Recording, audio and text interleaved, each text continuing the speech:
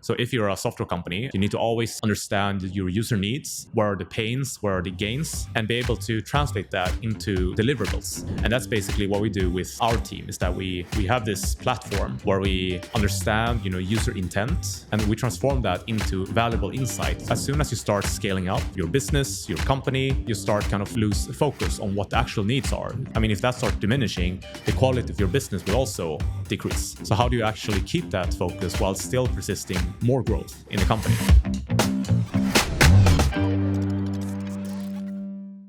Welcome to the Work Smarter podcast. In this podcast, we help you to get the most out of yourself and out of your business. And we are recording live from the Work Smarter event in Utrecht, the Netherlands. So if you hear any background noise, now you know why. Because also there's lunch going on, so a lot of people are actually gathered here around us. In this episode, I'm joined by Brian Ye, Director of Product Analytics at Visma Group. And we will talk about the ways to use data to serve your customer better. Brian, welcome to the podcast. Thank you so much. I'm super to be here. It's buzzing here, and happy to be here. You came all the way from Stockholm? Yeah, all up from north to a little bit warmer, the Netherlands. So once again, super happy to be here. Yeah, we're here to talk about data, which is a super broad topic. I mean, you could go many directions. Right. But I want to start with a personal question for you. Why do you love data so much? That's a very good question. I think my whole career have been just associated with data, and one part of me says kind of, okay, I don't know anything better else, but I also feel that at the start of my career, there was so much nice tech investments going into data. So there were a lot of opportunities for someone with a technical background, like me, like fresh out of school, and it was so much fun stuff, and people just got so excited about it. So us being able to, influence people's, way of thinking, seeing that aha moment, and all of that was really awesome. So that made me really fall in love with the work. Yeah, and you're an engineer. Can you explain a little more about your role at Visma? Yes. So I do have an engineer degree, and I've always been in a technical domain. And I think in the beginning of my career, I started off as a software engineer in a fintech company. This was way before Visma. And when Visma appeared, I got this trainee program experience. It was very management oriented, but I felt that with my technical background, it was pretty nice. I've been able to apply my technical competencies in a management setting, which has given me a little bit of an edge. Being able to create POCs, pilots, and just demonstrating what I actually mean. What is a POC? Proof of concept? Yes. That's like a concept of a piece of software? Yes. Okay. So usually when you have an idea and you want to pursue for that, and people don't really understand, you would like to demonstrate it somehow. So that's basically a proof of concept. Yeah. And you build a team of 7 people, maybe more in the meantime, but you have your own team? Yes. And I've had the luxury to build my own team, select the people, and select the right competencies, and finding the right people. And I've been running this for 4 to 5 years, and it's pretty fun. And we are a really small team handling a pretty extensive software application. It's a software application that handles roughly 100 million daily transactions. That's quite a lot. It brings a lot of challenges when it comes to reliability, scale, proving the value, and knowing kind of what can you actually get out of the platform when you get kind of that scale. Yeah. Okay. So to understand it even better, we have Visma. And that's a group of software companies. How many different software companies are in there? Yes, that's a very good question, and I probably don't have the most actual numbers because it keeps changes all the time. Visma grows in a crazy pace, but I would estimate the number of products that we have in Visma are around 250, 300 individual products. And, we got, I think, over at least 150, 190 software companies, individual companies like Teamleader, Yuki, Vision Planner, Outstanding 24, many of them who are here at the Work Smarter event. So you have all these software products, and then you and your team are actually, you built some kind of behind the scenes software tool to overlook or to oversee all these, or to monitor all the interactions or actually what users do in the software. Yes. In order to do what? With what goal? Yes. So one of the key benefits with being, a Visma company is to, Visma acquire a company. They help you, become better at what you do. But on top of that, you also get a layer of, management support and a lot of, center of excellences that helps you excel at a specific topic. And my topic is product analytics. So a Visma company would turn to my team to get help with data-driven decision making. Yeah. And what does that really mean? So what that means is that if you're a software company and you want to, you need to always kind of be on top of your game, understand your user needs, what feedback are they providing, where are the pains, where are the gains of your product, and be able to translate that into deliverables, so that we always make sure that the software evolves with the customer needs. And that's basically what we do with our team, is that we have this platform where we understand user intent, what you say about the product and what you do in the product, and we transform that into valuable insights so that software companies can become a lot better at doing what they're doing, building the best software in their respective domains. Yeah. So your message today, can you tell a little bit more about your talk? Yes. So in my talk today, it's a talk where I want to highlight the importance of data, how important it is to elevate your business. And I have three core messages. The first one is about customer centricity, that data is so important for you to keep your focus on your customer. The second topic is about, a bit more about data security and the importance of complying and the importance of having data security. We live in an extremely dangerous world. We are on a record of, cyber crimes. And I think I saw some statistics about cybercrime being the fourth biggest country in terms of GDP. If we would measure cybercrime as a country. Really? Yeah, something like that. Don't quote me on that, but it's up there definitely. So it's really big, but nobody sees it because it's hidden, of course. Exactly. Yeah, okay. And it's such a it's like with law and compliance. The best thing that can happen is nothing. It's not like in sales where you gotta hit the targets, but the target in compliance and security is like nothing happens. Yeah, it's kind of boring. Yeah. So it's not sexy, but but it's so important. Such a big deal. Okay. Yeah. And the third topic is about how we gradually kind of turn this, all this time administrating your business and turn that into time actually advising your business, entrepreneur's business, so that they can become better at their business, having a software that makes you better at understanding what you are supposed to do in your domain. Yeah. Okay. For who is your talk most relevant? So I think I am targeting mostly entrepreneurs. I want to really give them, highlight the topic of data. That what are their role in terms of data collection and data that we provide in a software. But it's also for the accounting partners, because they are an essential piece in this technological transformation that we're having. We got AI, but that's only one thing. That's a lot of attention is on AI. Having what are other things that deserve more attention? I think one thing that I want to highlight is also the topic of compliance regulations. There's so much new regulations coming to Europe. We've got VIDA for invoicing, NIS2, if you talk about my field about how companies publish ads, online ads, So compliance-wise, it's a lot of things happening as well that kind of disrupts how a business will operate in Europe, basically. Yeah. So from your talk, is there one subtopic that stands out for entrepreneurs?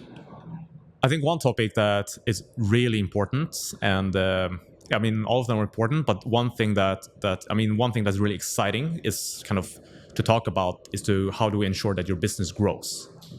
And I think, and in order to make your business grow, you gotta have a very, very clear focus on your customer, being a customer-centric and user-centric organization, or just person if you're a one-man band entrepreneur. Okay, that sounds simple. I mean, everybody would agree that we should focus on the customer, but why isn't that happening?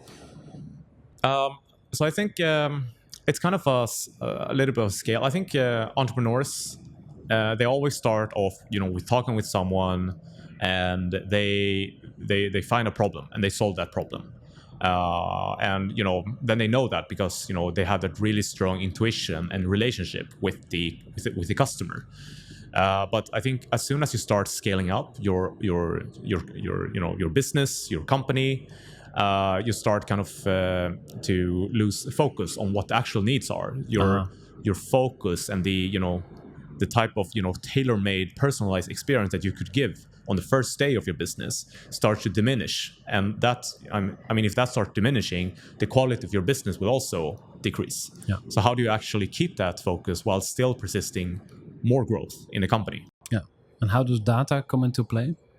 So I think that data is such an important topic in this specific topic, because in the end it's all about communication and how you understand your users, because that's the bottom line. Like, you understand your users and your customers. If you have one customer, then you can spend all day on that. But if you have 10 customers, you can't spend all day with everyone. You got to split that time. But I mean, if a customer expects that, they want like a full day with you, a full day with the founder, because they know your business the best. That won't work. Mm-hmm. So essentially what you need to do is to define characteristics of what is key success in my business, what makes my business good. Maybe you're a retail shop owner, you have your own e-commerce site and you want to sell your designs of photography, or it could be anything. Do you have any friends that are entrepreneurs? Yes, I do. Can you pick one? Like one business? Yeah. So who is this man or woman? So this person is a person who operates her own. She's an influencer, and she has become quite successful. And she's very in Sweden, or in Sweden, yeah. Okay. So my question is, if you would sit down, so you have a friend that's an entrepreneur, yeah, and if you would sit down with her, what would you do? So what would you bring? What knowledge would you apply, and how would you do it? Right. So I think the first thing I would do with her is to kind of ask her where she spends her time the most in the business. Where are you hurting the most? Where is the most manual work? And because in the end, you want to understand. I would sit down with her and understand what actually signifies the key success in their business. And in her case, it's a lot about conversion, because she has her own retail shop where she sells stuff. So she wants customers to go in there and be quick in buying stuff. What's she selling? Her own brand, her content. She got clothes. Yeah. Her own clothes brand. Yeah. And yeah. So basically understand, okay, what can we help you make your business transactions go up, basically. And then I would kind of sit down and ask her what signalizes success. So it could be I want to optimize on number of transactions. So then I ask, okay, what makes the transactions more efficient? Is it do you want to do you have the right content? Do you have the right t-shirt design? Do you have the right website platform, the right e-commerce platform? Do you know anything of this? She would say no. Then I would say, okay, but you got to have the data to understand that, and then kind of decide on when is a good threshold level of kind of this is good behavior from kind of a target customer of yours. Yeah, interesting. Well, I'm trying to make it so practical. I mean, maybe it's a bit too practical, but the thought came to mind that actually every entrepreneur needs an engineer, someone with a very analytical mindset. And some entrepreneurs have it themselves. But for instance, me, I'm more of this emotional type, more of the I get enthusiastic about something and then I just do it. Right. But I never look at the data. And that's also why I was struggling a bit with this interview. Like, if it's your natural behavior to go into the data and the details, that makes it easier. But what if you're more of this irrational type? Right. That's a very good question. And as you say, like if you're a solo entrepreneur, you're a passionate person, and you want to spend time on. I mean, you don't want to spend time on doing expense management and getting your payroll in check. You want to sit here with interesting people, have a good conversation. Yeah. So I think that's kind of boils down to what data should be able to help you do, is that you are not supposed to be the one interpreting the data, but the system should already help you interpret that and give you kind of recommendations on kind of what to do with your business. Like, for instance, if you talk about this podcast, like the data could help you tell you how well the podcast went. Like you could have a pretty solid feeling, this went pretty good, or this was a stiff talk, or Yeah. but then you got other data points like how was the pitch of the voice, was it on an average something that people expected. It could be the time limits or something like that. But you might not want to get analytical about it, about that data, those data points, but you would want to understand what those data points will actually lead to. What type of improvements would you like to do in your business so that the next podcast, on the next professional event, like how will that become more improved? Yeah, interesting. So if I have a small company, I don't have the budget for a full-time data engineer or someone who helps me with this. Are there any options? Is there what would you recommend? Yes. So I think like having the data engineer in place, that usually happens when the company is a little bit bigger. You got like 10 employees or something like that. But when you're a solo entrepreneur, you usually don't have that data engineer need, and usually only need it for making the most business critical stuff, like doing your accounting and knowing like how much spends you're gonna have next month, so that you can plan your business a lot better. Yeah, but are there any tools or like an AI tool maybe, or some other tools that you would recommend? So one thing that's really nice with the whole development with AI is that it's becoming really, really user friendly, and software companies like Visma, they're able to use this data to provide really great experiences for passionate entrepreneurs. Yeah. So we got in my talk that I will mention about an AI called Via, and it's an AI created by a company called Vision Planner, and we've got Joris here, the managing director of Vision Planner here. I saw him. Yeah, and he's gonna have a more deep dive into Via. Yeah. So that's really exciting. So I could, because that's interesting, I could ask questions to this AI assistant and then say, okay, tell me where I made the most money this month. Yeah. Or what customers to focus on, or what products should I delete from my list, or is it that kind of information? Or Right. So I think Via has so much great potential, and today I think it's limited to the domain of financial advisory. So it could help you out with where did I spend my money mostly this month? Yeah. What should I focus on next week? What's the outlook for the rest of the year? How many podcasts can I afford doing the coming months? Very interesting. Are you familiar with the 80-20 principle or the Pareto principle? Oh yeah. Like 20% of causes brings 80% of something. 20% of resources bring out 80% of all value. Yeah. Because that's a real strong principle that really influenced how I look at things. And there's a beautiful book by Richard Koch. He's an American. He's British actually, and he popularized that whole principle. And his book is called the 80-20 principle. And then he explains that entrepreneurs usually they treat everything the same. So if they have 10 emails, they will spend an equal amount of time on every email.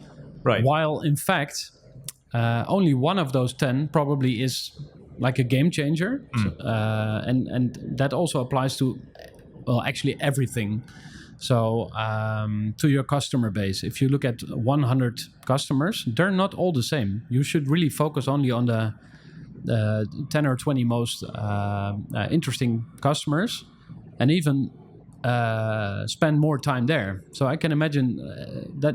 I mean, that's a very simple principle, but it really helps you think better about what you're doing and what your priorities are. Right, and I mean, it even brings. It's so important to keep your focus, because you don't. I mean, you're one entrepreneur. You're one guy trying to change the world with your passion. Yeah. Like that's where the motivation comes from. And you gotta focus on the right things to be able to get that majority of value. You won't be able to do 100% right, 100% of value. You gotta focus your time. And I mean, I love that principle, and I apply that every day to my own daily work as well. So you apply it? Definitely. I mean, and it's so important to then identify this, what makes an entrepreneur's business successful, because once you do that, you will have a pretty good guess, an educated guess, to actually think about what actually brings the most value for my business, because that's basically what data gives you. It gives you some a foundation for a decision that you want to make. That is, you don't know really what the outcome of that decision will be, but data will help mitigate that risk a little bit. Yeah. Okay. So for the people who are already at a certain level, I think they will take care of themselves. But maybe a little bit of advice for someone who wants to take one little step. So is there something you would recommend to every entrepreneur? Like if you want to perform better, do more with that data, what can you do? What's the smallest step you could take today? So the smallest step I think an entrepreneur should be taking today, well, it's not crunch data, and you can of course do that, but it is actually to ask the right questions. I mean, go to your partner, like accounting partner, or your co-founder, and challenge each other, and really ask each other about kind of how does my business grow? What causes the growth of my business? And also understand kind of where is competition, what are competition doing compared to me, so that I also can be benchmarked. How well am I doing actually? And then also really ask the question about kind of what makes a user successful. What does your user want? Like the people they actually work with, that you have to ensure brings out the value every day from your service. Yeah, interesting. Because I always think, okay, I just make a nice product and then they will buy it, build it and they will come. Yeah. But actually, it should be the other way around. I want to ask you about this event. You just walked in. You came from Stockholm all the way. So, what do you think? Because we live in a digital age. So, what do you think is the value of really meeting people and being in a room together? I think like good collaboration always starts with people. Like you got to meet the person that you're going to work together with in order to excel. And in the end, it's like passionate people who want to do passionate stuff, and you wanna thrive with that. You don't. I mean, if you're only digital, you're just surviving with business. But if you meet the person, you're actually thriving as well. And it's amazing. It's buzzing, and on the outside, I was in a rainy Utrecht, and I came. But when I come in here, the sun is brighter than I ever can imagine. Nice. My last question: is about an advice. And we have a billboard. It's on the side of the highway, and you get to choose what's on the billboard. So do you have an advice for us? Yes. So it's I want to, if we spent like an entire evening, I could give you so many different advices. But if I would have to choose, I would definitely pick out what I mentioned about kind of make sure to start with asking the right questions. What makes my business grow? What is valuable for my users and my customers? And how am I doing compared to competitors? How am I benchmarking against competition? Those are the three things that you should start asking. And then you will find your answer gradually with all the data we have available to us. Yeah, beautiful. Thank you, Brian. Thank you so much. And that's a wrap for this episode. Thank you for listening or watching. And be sure to check out the other episodes of this podcast. Till next time. And thanks again, Brian. Thank you so much for having me. And have an amazing day.